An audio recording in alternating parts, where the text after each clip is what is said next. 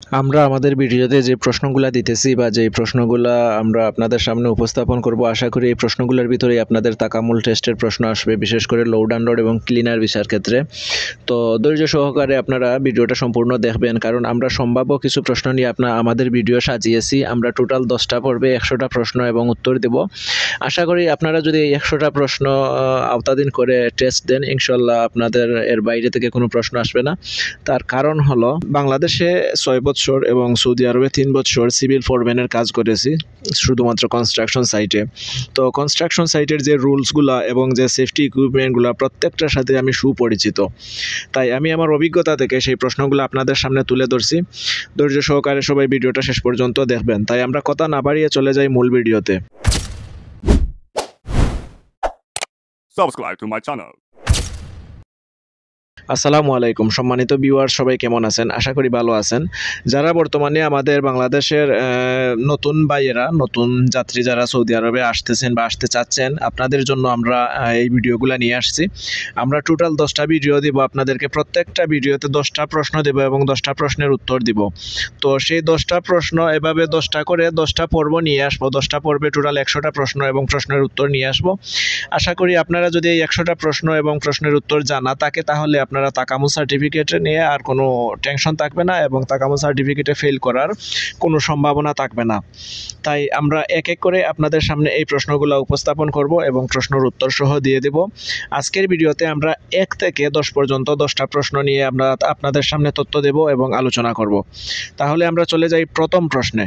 সর্বপ্রথম প্রশ্ন হলো আমাদের প্রশ্ন নাম্বার 1, পিপিই এর পূর্ণরূপ কি? পিপিই এর পূর্ণরূপ পার্সোনাল প্রোটেক্টিভ ইকুইপমেন্ট, অর্থাৎ এ নাম্বারটা হলো উত্তর, এবং বি, সি, ডি 3টে আছে। এগুলা ভিন্ন অন্য আকারেও থাকতে পারে, তবে আপনারা 1 নাম্বারটা ফলো করবেন, উত্তর 1 নাম্বারটাই।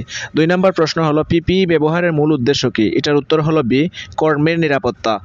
কর্মীর নিরাপত্তা, সুন্দর দেখানো, কোম্পানির প্রচার, এগুলা থাকতে পারে, কিন্তু এগুলা না। উত্তর হলো কর্মীর নিরাপত্তা।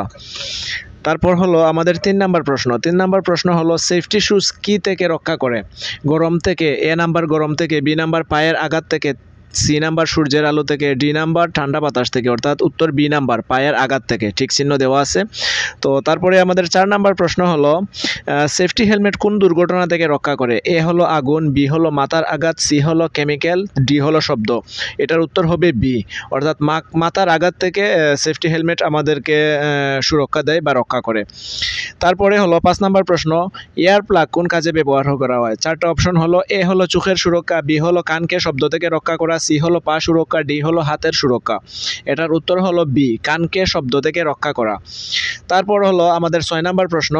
6 নাম্বার প্রশ্ন হলো সেফটি গুগলস কোন অঙ্গ রক্ষা করে? এটার এ নাম্বার হলো হাত, বি নাম্বার হলো চোখ, সি নাম্বার হলো মাথা, ডি নাম্বার হলো কান।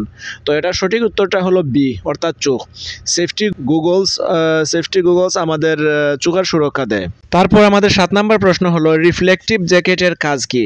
অপশন এ হলো ঠান্ডা থেকে রক্ষা, অপশন বি হলো অন্ধকারে দৃশ্যমান করা, অপশন সি হলো ফ্যাশন, অপশন ডি হলো গরম থেকে রক্ষা। এর সঠিক উত্তর হলো অন্ধকারে দৃশ্যমান করা, অর্থাৎ বি নাম্বারে গ্রিন চিহ্ন দেওয়া আছে, ঠিক চিহ্ন।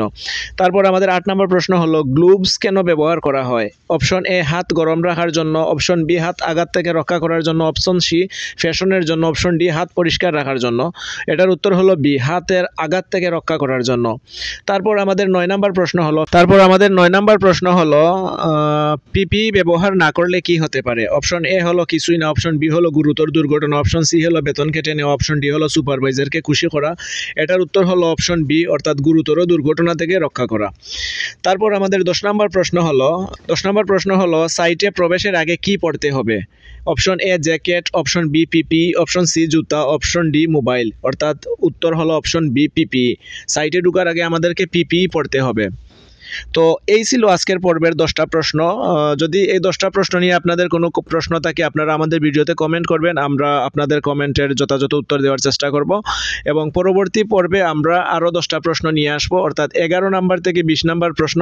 এভাবে আমরা টোটাল 10টা পর্ব নিয়ে আসবো। 10টা পর্বে 100টা প্রশ্ন দিব এবং পরিশেষে আমরা একটা ভিডিওতে, বড় আকারের একটা ভিডিওতে টোটাল 100টা প্রশ্ন নিয়ে আসব। তো আজকের ভিডিওটা এই পর্যন্ত ছিল। ভালো লাগলে লাইক করতে ভুলবেন না এবং শেয়ার করে অন্য একটা প্রবাসী ভাইকে দেখার মতো সুযোগ তৈরি করে দেন। পরবর্তীতে দেখা হবে নতুন কোনো ভিডিওতে নতুন কোনো আপডেট নিয়ে। ততক্ষণ পর্যন্ত আপনারা ভালো থাকবেন, সুস্থ থাকবেন, সুন্দর থাকবেন। আল্লাহ হাফেজ। আসসালামু আলাইকুম।